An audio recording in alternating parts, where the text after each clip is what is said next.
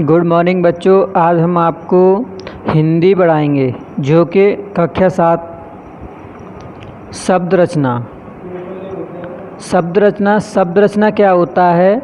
शब्द रचना दो प्रकार के होते हैं, एक मूल शब्द और एक व्युत्पन्न शब्द। अब ये मूल शब्द क्या होते हैं? जैसे मूल शब्द क्या होते हैं? मूल शब्द की परिभाषा वे शब्द जो बिना किसी उपसर्ग या प्रत्यय के बनते हैं, उन्हें विभाजित नहीं किया जा सकता, मूल शब्द कहते हैं। जैसे वर्ग, दर्शन, खेल, मन, मुह आदि। ये ऐसे वर्ड हैं जिन्हें हम विभाजित नहीं कर सकते, मतलब अलग अलग नहीं बांट सकते। ठीक है। अब उपसर्ग क्या होते हैं?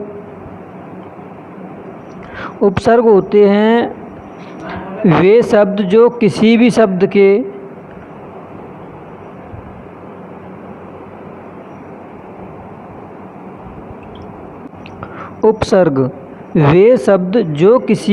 के पूर्व से जुड़कर उनके अर्थ में कुछ परिवर्तन ला देते हैं, उन्हें उपसर्ग कहते हैं। जैसे क्रूप प्लस रूप, जैसे उपयोग, उप प्लस योग। इस प्रकार के शब्द उपसर्ग कहलाते हैं।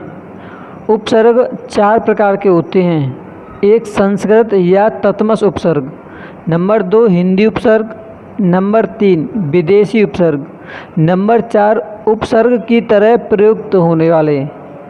नंबर 1 संस्कृत या तत्सम उपसर्ग। ये उपसर्ग हिंदी में संस्कृत से यथावत ग्रहण कर लिए गए हैं, जैसे कि निम्न प्रकार से हैं। जैसे उपसर्ग उप, उसका उदाहरण होता है उपदेश, उपचार, उपप्रधानाचार, उपग्रह। अति का अर्थ होता है सामान्य से अधिक, मतलब अतिशय, अतिरिक्त आदि और भी हो सकते हैं शब्द से। और जैसे अनु का मतलब अर्थ होता है पीछे, तो अनुशासन, अनुगमन, अनुदान, अनुज्ञान। इस प्रकार के शब्द होते हैं जिन्हें कहते हैं हम संस्कृत तत्सम। अब नंबर 2 हिंदी उपसर्ग। जैसे कि अ हो गया, अ का अर्थ होगा अभाव। इसका उदाहरण क्या होगा? अटल, अमर, अछूत और बहुत से उदाहरण होंगे जो कि आगे अ लगाना है। ठीक है। नंबर 3 विदेशी उपसर्ग। विदेशी उपसर्ग कैसे होते हैं? जैसे कम का अर्थ होता है थोड़ा। जैसे मैं क्या बोला था? कम होता है थोड़ा मतलब कम खर्च करना, कमज़ोर। इस प्रकार के शब्द होंगे। जैसे खुश मीन्स अच्छा। इसका उदाहरण क्या होगा? खुश नसीब, खुशखबरी, खुशबू।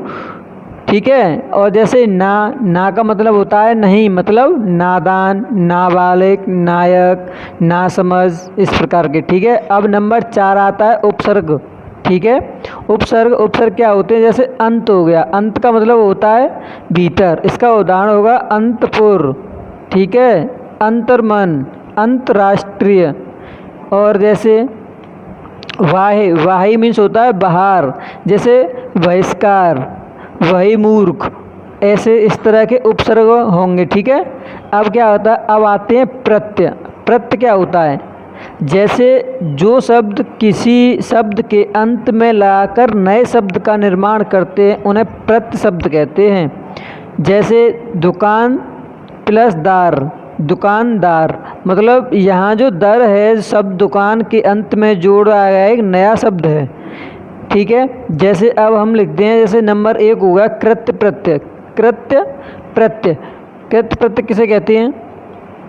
जो प्रत्यय क्रिया के मूल धातु रूप के साथ लगाकर संख्या या विश्लेषण की रचना करते हैं, वे कृत्य प्रत्यय कहलाते हैं। जैसे आई मतलब इसका धातु हो गया लिख, और प्रत्यय होगा आई मतलब लिखाई। ठीक है। जैसे अब हो गया छप प्लस आई, छपाई। और जैसे डब प्लस आव, दबाव। चढ़ प्लस आवा, चढ़ावा। चढ़ प्लस आई, चढ़ाई। और ऐसे बहुत से शब्द बन जाएंगे। ठीक है, आप खुद बना के देखेंगे। ये पेज नंबर 22 पे दे रखा है। ठीक है, बुक तुम्हारा क्लास 7 का है ये। ठीक है, बुक नंबर 22। अब नंबर 2 आता है तद्धित प्रत्यय। जो प्रत्यय संज्ञा, सर्वनाम अथवा विशेषण के अंत में लगाकर नए शब्द बनाते हैं उन्हें तद्धित प्रत्यय कहते हैं। जैसे धातु रूप बुरा और प्रत्यय प्लस आई मतलब बुराई, पुजारी प्लस इन पुजारिन, सोना प्लस आर सुनार, कड़वा प्लस आहट कड़वाहट, मीठा प्लस आस मिठास। इस तरह के और भी शब्द हैं और आप ऐसे पढ़ेंगे। ठीक है, और ये देखो कुछ शब्द मैं बता देता हूँ, कुछ नोट करके लिख सकते हैं आप।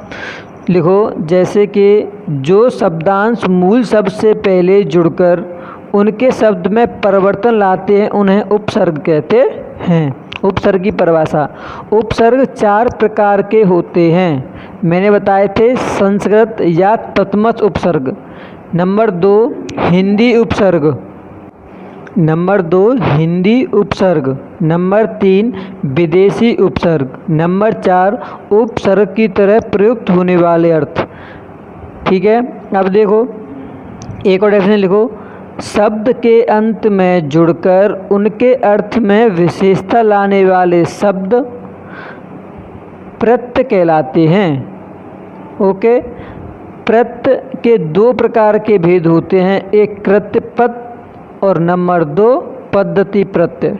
ठीक है, इस प्रकार आपका ये चैप्टर समाप्त होता है। धन्यवाद।